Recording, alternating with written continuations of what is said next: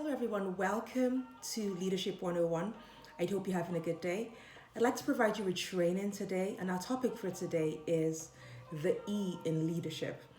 The E in leadership stands for endurance. Now, endurance is not really something that leaders talk about because there's a lot of emphasis placed on the glitz and the glamour of leadership. And that's as it is. However, endurance is a key trait that distinguishes an average leader from a great leader. There will be times when you hit roadblocks or you hit obstacles, and in those times you require endurance. The word endurance is often associated or linked to the sporting industry, for instance, or parenting. Like to parent a child, parents recognize that they need to endure because you have to endure through the baby stage, and when they go into the 2-year-old stage and the teenage years, all of these phases require endurance. When you're on the sporting ground, you're going to get exhausted. That requires endurance to keep pushing, to keep training in the dark when no one is watching.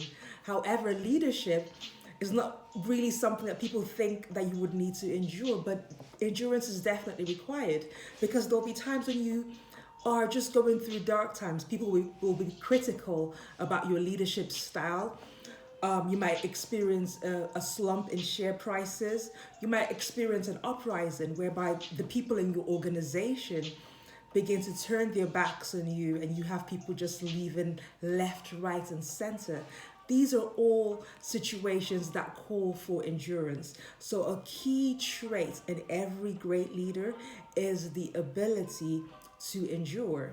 So how do you endure? How do you cultivate this endurance ability within you? I'm going to share some tips with you.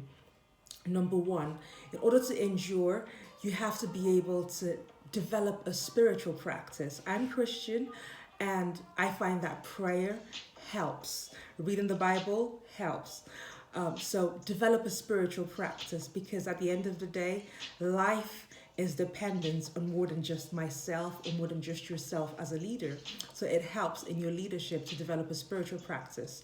Number two, when everything around you contradicts your vision, when everything around you contradicts what you have set out to build, this is the time to look within. So in order to cultivate endurance, you must be able to look within, to revisit the vision, to remind yourself of what you have set out to build, to remind yourself of what the mission for your life and for your organization actually is.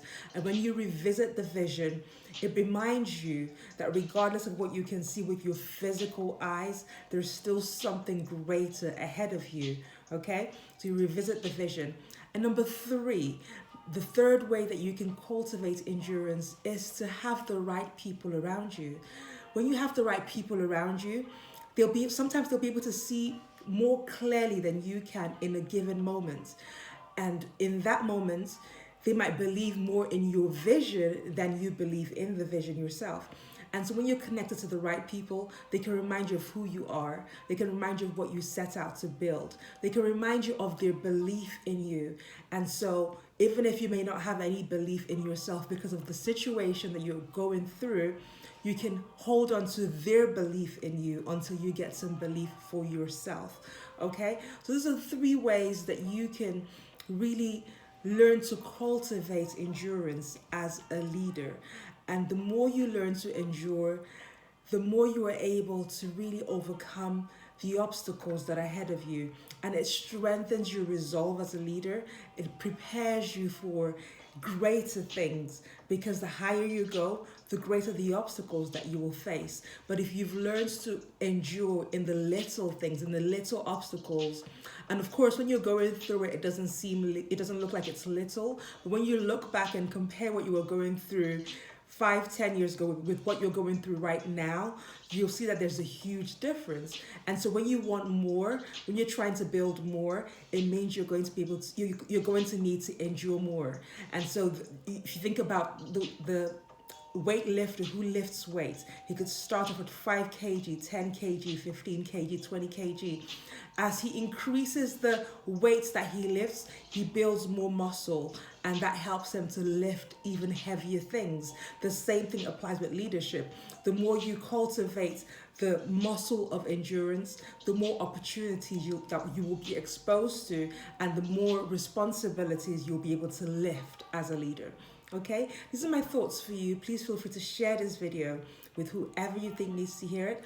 Until next time, from my heart to yours, do take it easy, and please feel free to subscribe. Bye.